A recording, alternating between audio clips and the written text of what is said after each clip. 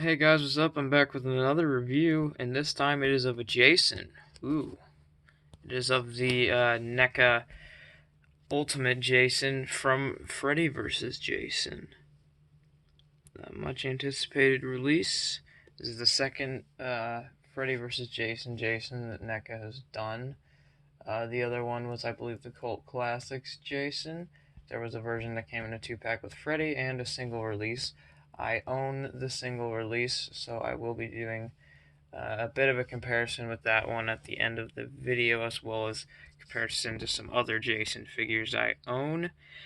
But as usual, we're going to start with the box, and then we'll move to the accessories, and then we'll move on to the figure itself. So yes, and this box here does not want to stand up. So we're going to get through this pretty quick here. We got Freddy vs. Jason at the top. We got a picture of Jason. Freddy vs. Jason. Profile shot of Jason on the side there. Freddy vs. Jason again. Neca Real Toys. Freddy vs. Jason on the back. Got Freddy and Jason. A still image from the movie facing off. Some pictures of the figure. Some various accessories. We've got a read up. Freddy Krueger and Jason Voorhees return to terrorize the teenage population. Except this time they're out to get each other too. Okay. I said I would open it, so I'll open it up. It's just another picture of the figure there, holding the machete and the teddy bear. I have no patience for this fucking phone, man. None at all. So I'll just. Okay, you can kind of see it there. And then the background is some trees and stuff, if you can tell. It's hard to tell through, obviously, all the plastic blocking it. Jason standing in front of like some sort of forest, obviously. Crystal Lake, maybe? I'm not sure. I don't remember if they were actually in Crystal Lake. Anyways, that's the box. Let's get on to the accessories now. Let me plop Jason down here. Hopefully he'll stand up for me. There we go. So let's get these accessories out here into the fold.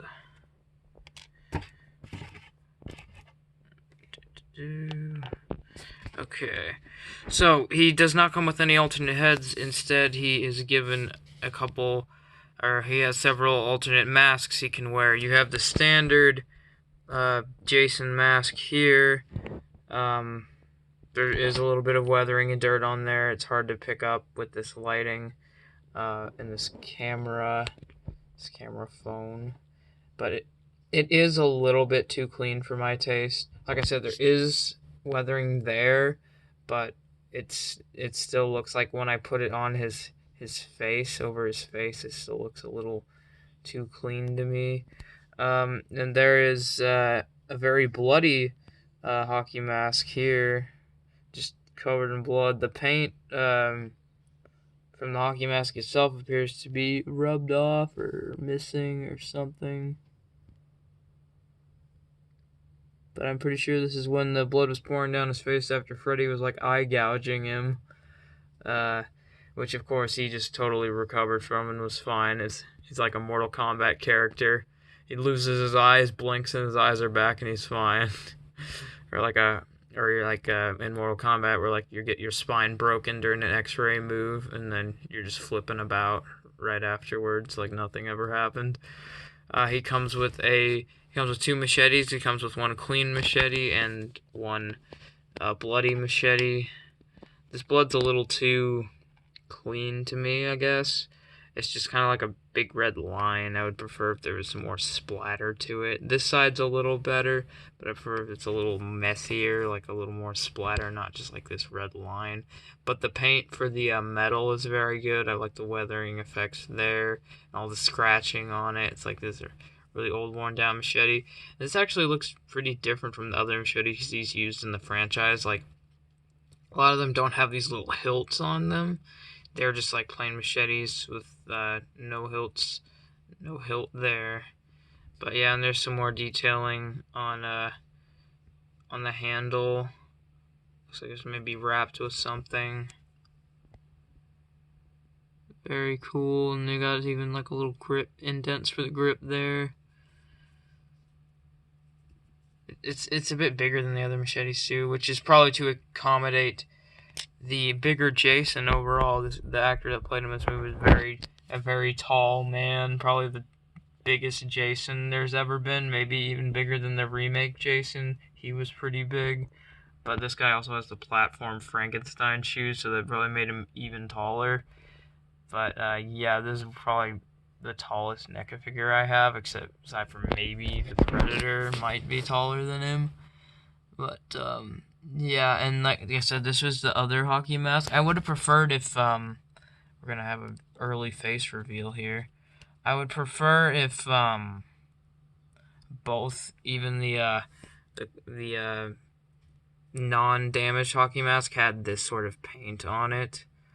Like, this has a much dirtier, grimier paint on it. I get it's supposed to be a little more damaged, but this still just looks a little too clean to me. I wish, like, this coloring was on both of these hockey masks here. This one and the Freddy Clawed mask. The mask that Freddy clawed up. And because of the paint issue, literally, that's the main reason I prefer to have him displayed with this mask here. It just fits him better, in my opinion. I will put this on him really quick so you can see. You can see there's like a much bigger contrast between like the color of his skin, I guess, and the hockey mask just kind of looks really bright on his face. It's really light colored, which some people won't mind. I'm not sure how accurate it is to the movie. You'll have to watch it again, but I don't remember it being quite that clean. But yeah, I even tried having this guy displayed with it, like with this hockey mask for a little bit, but I ended up reverting back to the Claude mask just because of the coloring. I just preferred it on that one.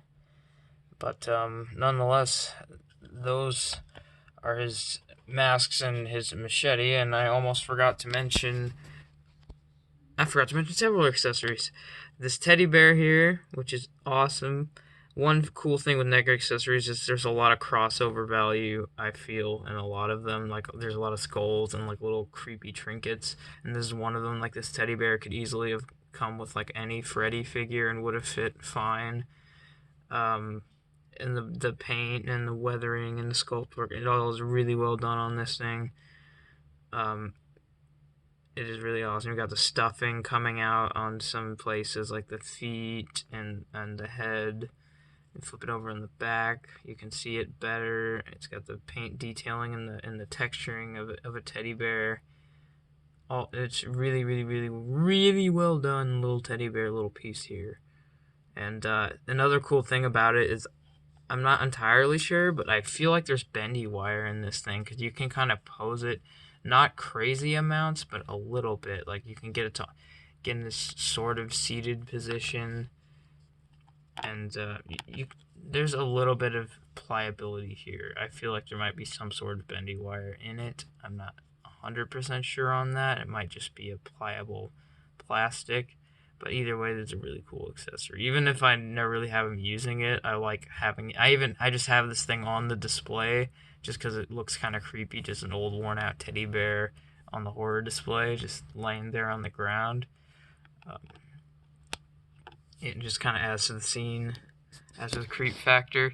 And I mentioned he comes with a clean machete, which is in his hand right now, because I had the other accessory that I almost forgot to mention attached to it, which is this epic flame effect here. It looks really cool. It's translucent ish plastic, and it's got some orange and red mixed in there, and yellow, and it's really well done. NECA does a really good job with their flame effects. I don't know why I didn't mention it in the Trick or Treat review, but yeah, all their flame effects are really well done, including on those ones. So yeah, it just looks really good, and you can just pop that onto his machete here, onto the side. inserts in. There's little inserts, and boom, just like that, you have Jason with a freaking flaming machete. What's more badass than that? Yeah, so pretty fucking cool, all things considered. Not a ton of accessories, but what you do get is pretty well done and pretty cool. And you don't really need alternate heads with the Freddy vs. Jason because he never really got that damage to the point where, like, the shape of his head was different.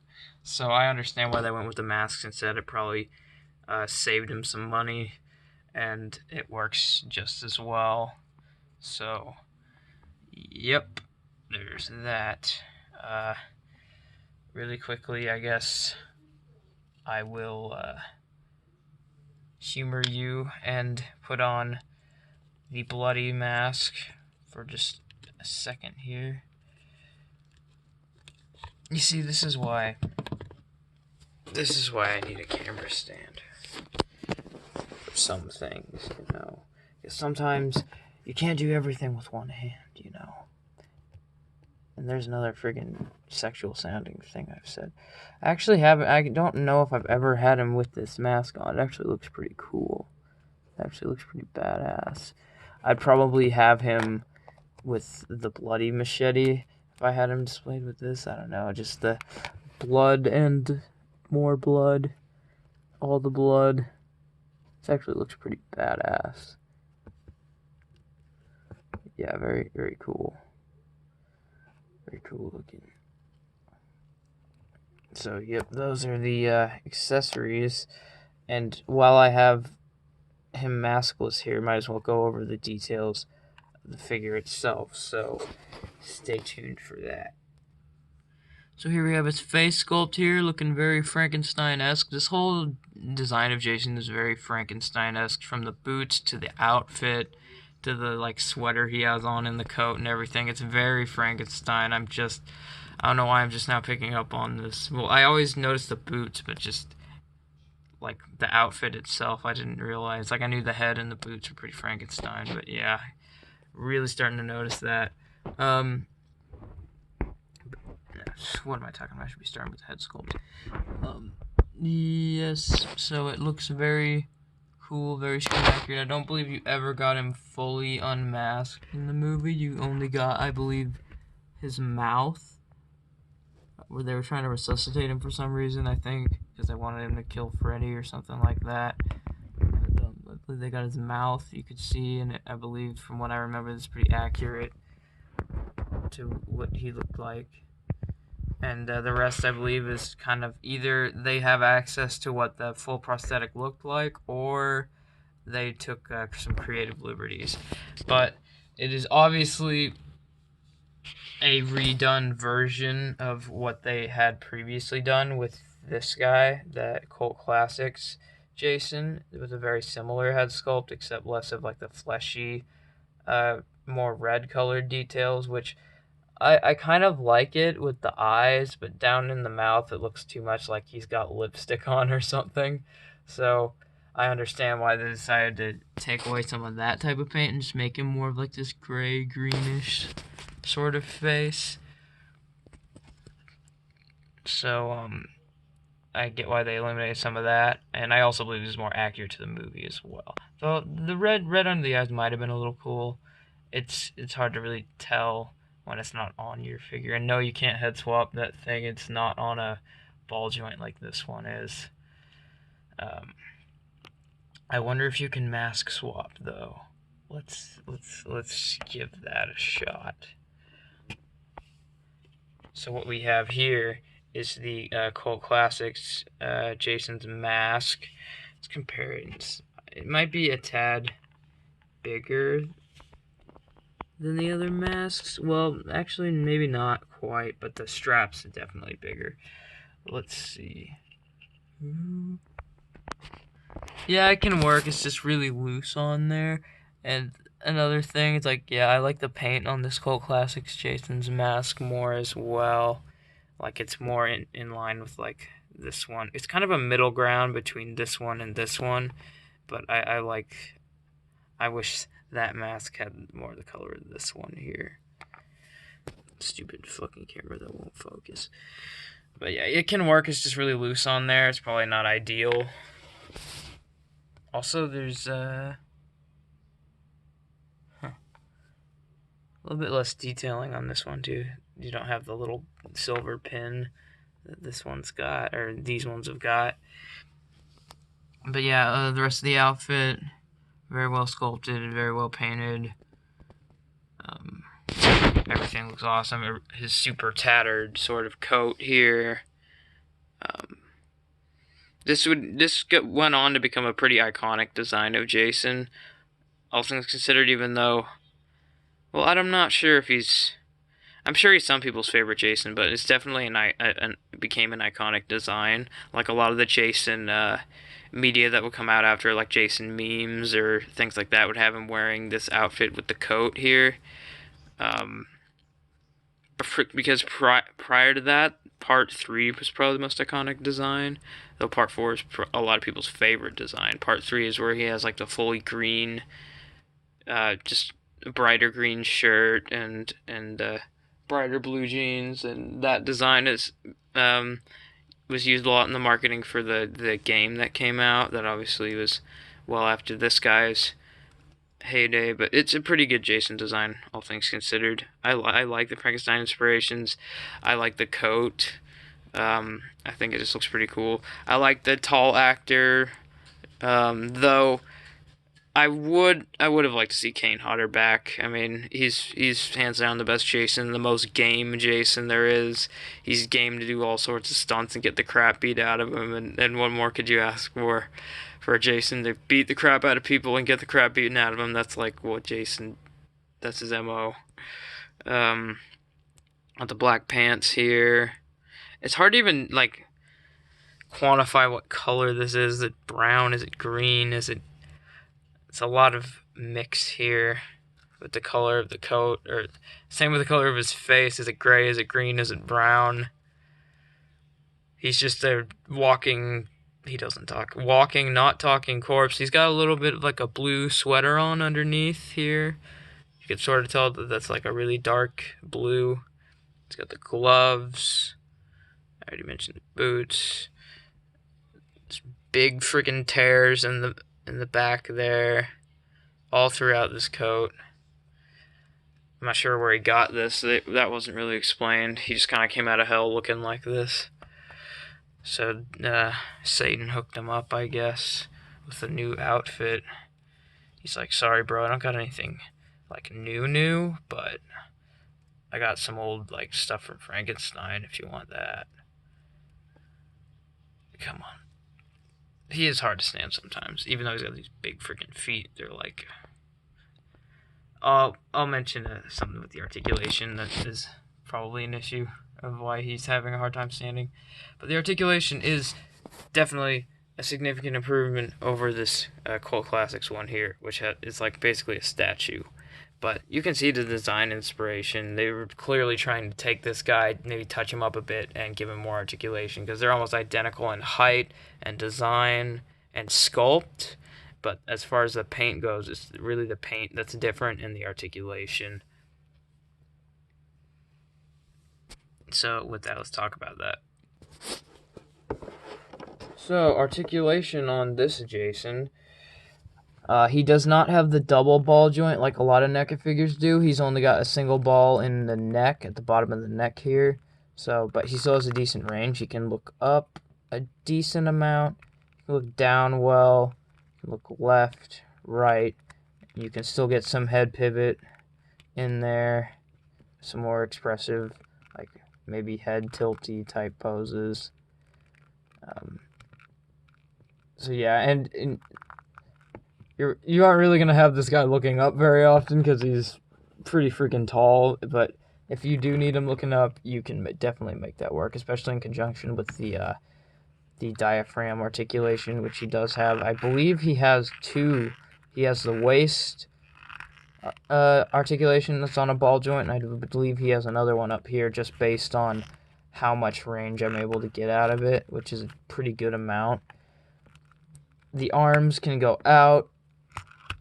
They can fully rotate. He's got a bend in the elbow, single joint. There goes his machete. not quite 90. He's got obviously a rotation there, same thing, been a rotation at the elbow. He's got a rotation in the wrist. Let me take a quick look. It does go back and forth a little bit. I believe it's on a ball joint. He doesn't really come with alternate hands, so there isn't too much reason to pop it out. I already mentioned the diaphragm. Legs move forward quite a bit. They move back.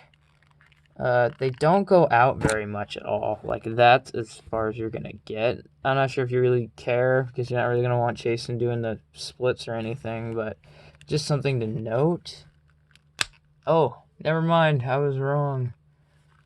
He's got some ratchet joints in there. But I still don't want to push it too far, because I don't want to accidentally break this thing. He's got a bend in the knee. Again, not quite 90. Rotation in the knee. He's got rotation at the boot. Very squeaky joint there. Foot hinges down and up. And no real ankle pivot, which is a bit of an issue. That's probably one of the reasons why he has trouble standing up. It's because there is no real ankle pivot, and he's got these really flat boots that he's wearing. So pretty decent articulation, especially for a Jason figure, especially for this guy. A Jason figure this big, and a nice update to the Cult Classics overall. Definitely a massive improvement over this guy's like 2 or 3 points of articulation. So I've already compared him to that Jason, so I'm going to compare him to some other Jasons that I own now. Let me bring in Part 3 Jason here. Like I said, he's probably one of, if not the tallest Jason there is, so he's going to pretty much loom over any other Jason that you might have if you have them displayed together in like a big old Jason collection or something. So that's Part 3, and then I got Part 2 here. He is taller than Part 2, even though Part 2 was he was a bit of a lankier, taller Jason as well, but I think Part 2 is probably number 3 in terms of tallest, if it went from this guy to remake Jason to this guy, I believe. So there's him. There's good old Sackhead. Just get him out of the way. And those are the Jasons I have on hand, other than obviously the Cult Classics, which we already compared him to. So let's compare him to the other man, the man he had to face off with, Freddy Krueger. This isn't Freddy, obviously, from Freddy vs. Jason, but still, nonetheless, you can pretty much take any sort of semi-iconic Freddy design and make it work with this guy. And obviously the height is still right. This is still Robert Englund. Robert Englund didn't play Freddy, so there's that. And we don't talk about the remake. So the height's still probably going to be the same, even if they ever did make a Freddy from Freddy vs. Jason. I don't know where the rights are at with that right now, so who knows if that is ever going to get made. And here's him next to another tall boy to really drive my point home. This is Michael Myers, and he is still about a head taller than Michael Myers, who's a pretty freaking tall boy himself. So, yeah, this is a pretty big dude, pretty big Jason, maybe the biggest Jason. Sorry this review went even longer than my usual reviews that are pretty long to begin with, but I kind of wanted to go a little bit in depth with this guy, especially because I have a lot of other Jasons and I wanted to compare him to them, and I wanted to compare him especially to the previously released Cult Classics Jason. In fact, I'll bring him in one more time here just so you can really see. It's basically like they took this guy, they gave him more articulation, a better paint job, and better accessories. They really just like, what if we can take this guy and just turn him into what our figures are now? And it's a very successful translation. This figure looks much better. It is much more articulated, and much more accessories, obviously. So a great update to this guy, who is basically a statue, who is still, you know, it looks cool on the shelf, but you can't really do much with him. And yeah, so I hope you guys enjoyed this a little bit more in-depth review. I might review those other Jasons one day. I'm not entirely sure because I may have lost the accessories to some of them. And if I can't do a complete review, I don't know if I want to review. I'm a bit OCD like that, so I don't know. We'll see. But until then, hope you enjoyed this one, and I will catch you in the next video. See ya.